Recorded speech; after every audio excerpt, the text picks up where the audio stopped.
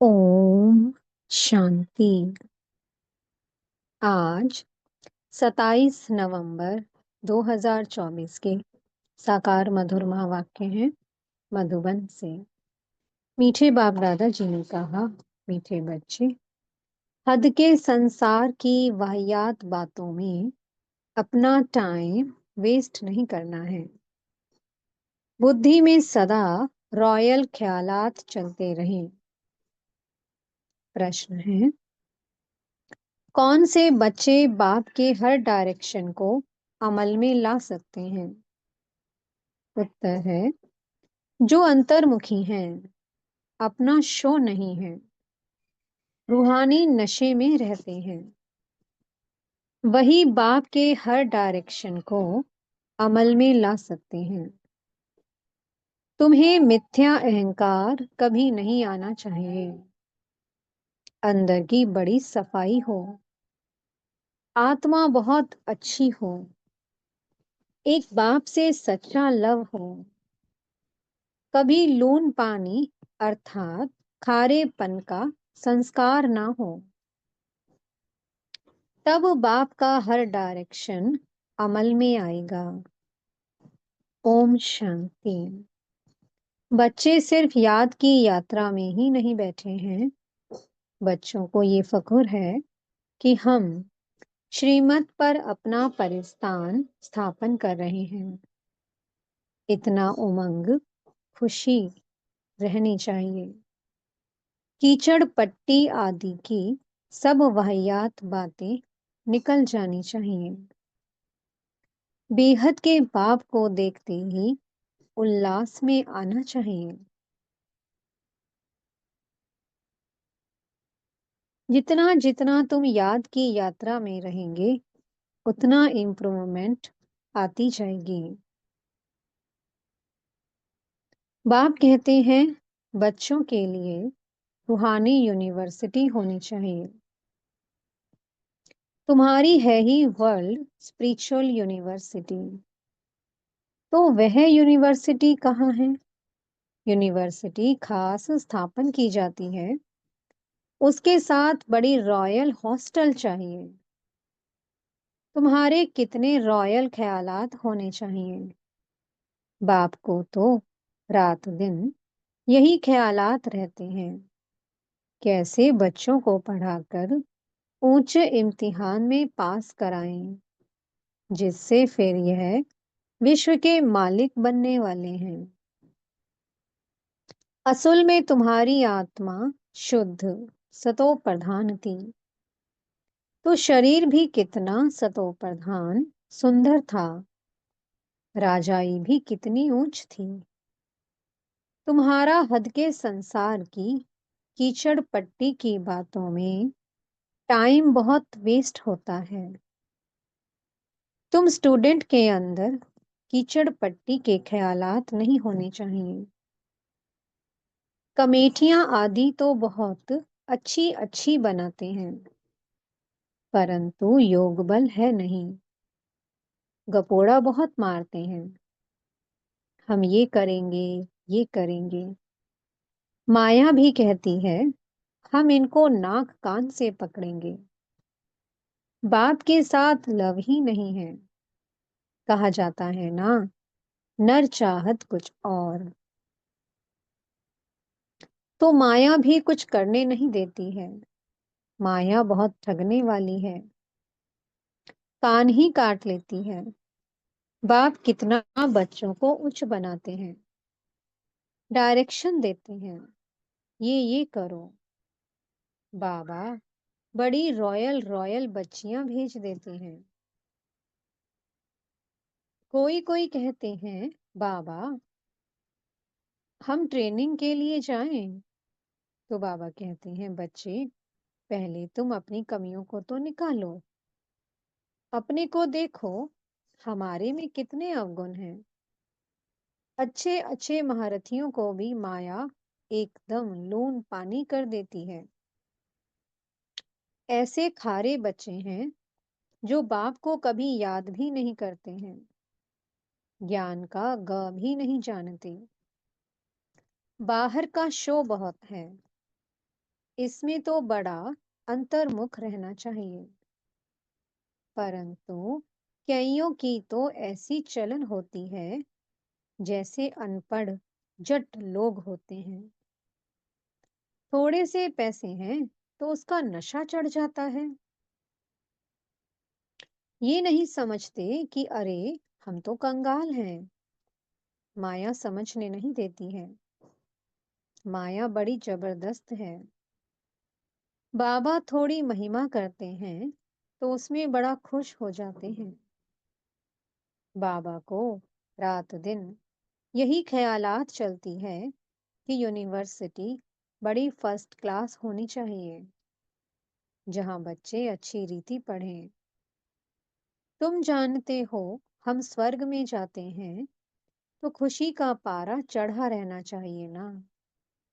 यहाँ बाबा किस्म किस्म का डोज देते हैं, नशा चढ़ाते हैं। कोई दिवाला निकाला हुआ हो, उनको शराब पिला दो तो समझेंगे हम बादशाह हैं। फिर नशा पूरा होने से वैसे का वैसा बन जाते हैं। अब ये तो है रूहानी नशा। तुम जानते हो, बेहद का बाप टीचर बन हमको पढ़ाते हैं और डायरेक्शन देते हैं, ऐसे ऐसे करो। कोई कोई समय में किसको मिथ्या अहंकार भी आ जाता है। माया है ना, ऐसी ऐसी बातें बनाते हैं जो बात मत पूछो। बाबा समझते हैं ये चल नहीं सकेंगे। अंदर की बड़ी सफाई चाहिए, आत्मा बहुत अच्छी चाहिए। तुम्हारी लव मैरिज हुई है ना। लव मैरिज में कितना प्यार होता है। ये तो पतियों का पति है। सो भी कितनों की लव मैरिज होती है, एक की थोड़ी होती है। सब कहते हैं हमारी तो शिव बाबा के साथ सगाई हो गई, हम तो स्वर्ग में जाकर बैठेंगे। खुशी की बात है ना, अंदर में आना चाहिए ना। बाबा हमको कितना श्रृंगार करते हैं। शिव बाबा श्रृंगार करते हैं इन द्वारा। तुम्हारी बुद्धि में है कि हम बाप को याद करते करते सतो प्रधान बन जाएंगे। इस नॉलेज को इसमें बड़ा नशा रहता है। अभी अर्जुन इतना नशा चढ़ता नहीं है। होना है जरूर। गायन भी है, अति इंद्रिय सुख गोप गोपियों से पूछो। अभी तुम्हारी आत्माएं कितनी छीछी हैं, जैसे बहुत छीछी किचड़े में बैठी हैं। उन्हों को बाप आकर चेंज करते हैं, रेजुवनेट करते हैं। मनुष्य ग्लास चेंज कराते हैं तो कितनी खुशी होती है। आजकल मनुष्य ग्लास चेंज कराते हैं तो कितनी खुशी होती है। तुमको तो अब बाप मिला तो बेड़ा ही पार है।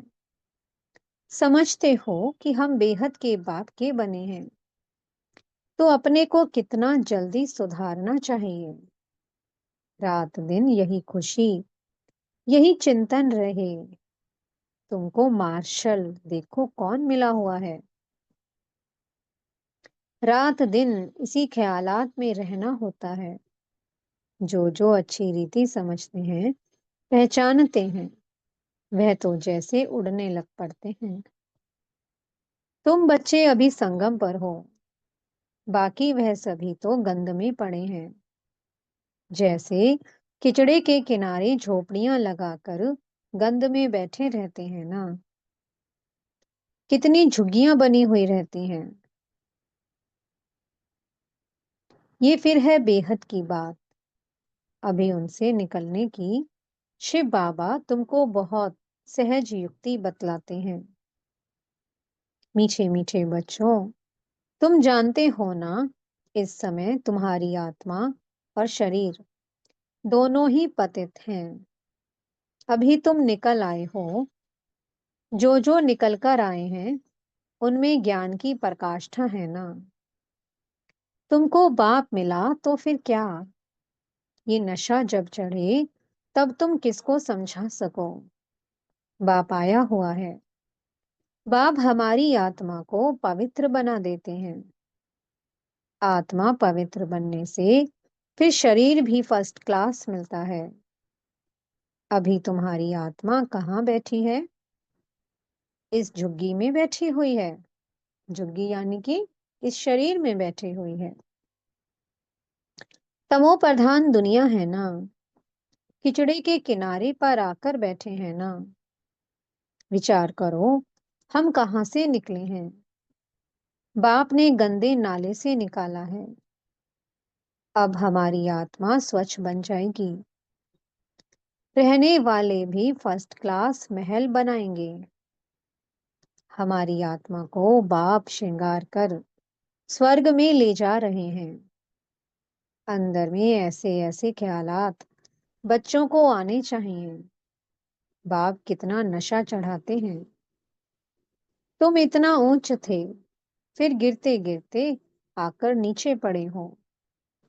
शिवालय में थे तो आत्मा कितनी शुद्ध थी, तो फिर आपस में मिलकर जल्दी जल्दी शिवालय में जाने का उपाय करना चाहिए। बाबा को तो वंडर लगता है। बच्चों को वह दिमाग नहीं। बाबा हमको कहाँ से निकालते हैं? पांडव गवर्नमेंट स्थापन करने वाला बाप है। भारत जो हेवन था सो अब हेल है। आत्मा की बात है। आत्मा पर ही तरस पड़ता है। एकदम तमो प्रधान दुनिया में आकर आत्मा बैठी है, इसलिए बाप को याद करती है। बाबा, हमको वहां ले जाओ। यहाँ बैठे भी तुमको ये ख्यालात चलने चाहिए। इसलिए बाबा कहते हैं, बच्चों के लिए फर्स्ट क्लास यूनिवर्सिटी बनाओ। कल्प कल्प बनती है। तुम्हारे ख्यालात बड़े आलीशान होने चाहिए। अभी वह नशा नहीं चढ़ा हुआ है। नशा हो तो पता नहीं क्या करके दिखाएं। बच्चे यूनिवर्सिटी का अर्थ नहीं समझते हैं। उस रॉयल्टी के नशे में नहीं रहते हैं। माया दबा कर बैठी है। बाबा समझाते हैं, बच्चे अपना उल्टा नशा मत चढ़ाओ। हर एक अपनी अपनी क्वालिफिकेशन देखो। हम कैसे पढ़ते हैं, क्या मदद करते हैं। सिर्फ बातों का पकौड़ा नहीं खाना है। जो कहते हो वह करना है। गपोड़े नहीं कि ये करेंगे, ये करेंगे। आज कहते हैं कि ये करेंगे, कल मौत आया खत्म हो जाएंगे। इसलिए बाबा ने कहा, गपोड़े नहीं मारने हैं। सतयुग में तो ऐसे नहीं कहेंगे। वहां कभी अकाले मृत्यु होता नहीं। काल आ नहीं सकता। वो है ही सुखधाम। सुखधाम में काल के आने का हुक्म नहीं है। रावण राज्य और राम राज्य के भी अर्थ को समझना है। अभी तुम्हारी लड़ाई है ही रावण से। देह अभिमान भी कमाल करता है, जो बिल्कुल पतित बना देता है। देही अभिमानी होने से आत्मा शुद्ध बन जाती है। तुम समझते हो ना, वहां हमारे कैसे महल बनेंगे। अभी तुम तो संगम पर आ गए हो। नंबरवार सुधर रहे हो, लायक बन रहे हो। तुम्हारी आत्मा पतित होने के कारण शरीर भी पतित मिले हैं। अभी मैं आया हूं तुमको स्वर्गवासी बनाने। याद के साथ दैवीय गुण भी चाहिए। मासी का घर थोड़ी है। समझते हैं कि बाबा आया है हमको नर से नारायण बनाने, परंतु माया का बड़ा गुप्त मुकाबला है। तुम्हारी लड़ाई है ही गुप्त, इसलिए तुमको अननोन वॉरियर्स कहा गया है। अननोन वॉरियर और कोई होता ही नहीं। तुम्हारा ही नाम है वॉरियर्स। और तो सबके नाम रजिस्टर में हैं ही। तुम अननोन वॉरियर्स की निशानी उन्होंने पकड़ी है। तुम कितने गुप्त हो, किसको पता नहीं। तुम विश्व पर विजय पा रहे हो, माया को वश करने के लिए। तुम बाप को याद करते हो, फिर भी माया भुला देती है। कल्प कल्प तुम अपना राज्य स्थापन कर लेते हो। तो अननोन वॉरियर्स तुम हो, जो सिर्फ बाप को याद करते हो। इसमें हाथ पांव कुछ नहीं चलाते हो। याद के लिए युक्तियां भी बाबा बहुत बतलाते हैं। चलते फिरते तुम याद की यात्रा में रहो, पढ़ाई भी करो। अभी तुम समझते हो कि हम क्या थे, क्या बन गए हैं। अब फिर बाबा हमको क्या बनाते हैं। कितना सहज युक्ति बतलाते हैं। कहाँ भी रहते याद करो, तो जंग उतर जाए। कल्प कल्प ये युक्ति देते रहते हैं। अपने को आत्मा समझ बाप को याद करो, तो सतो प्रधान बनेंगे। और कोई बंधन भी नहीं है।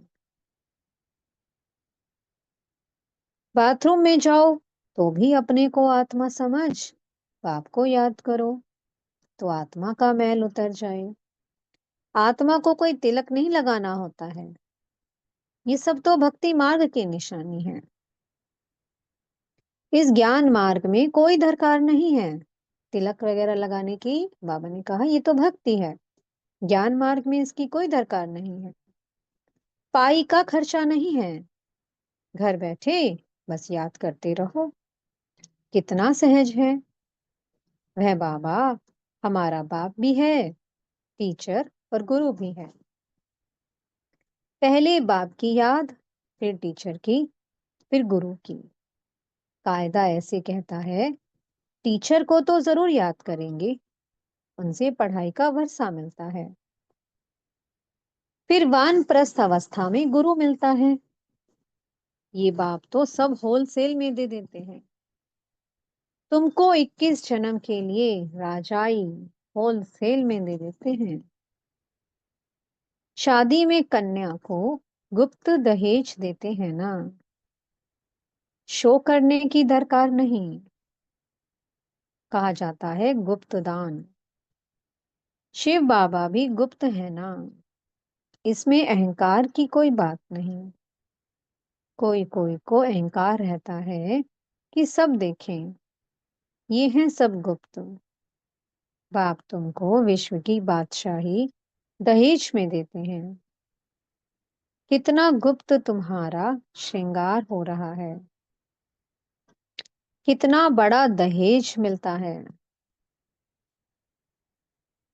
बाप कैसे युक्ति से देते हैं, किसको पता नहीं पड़ता है।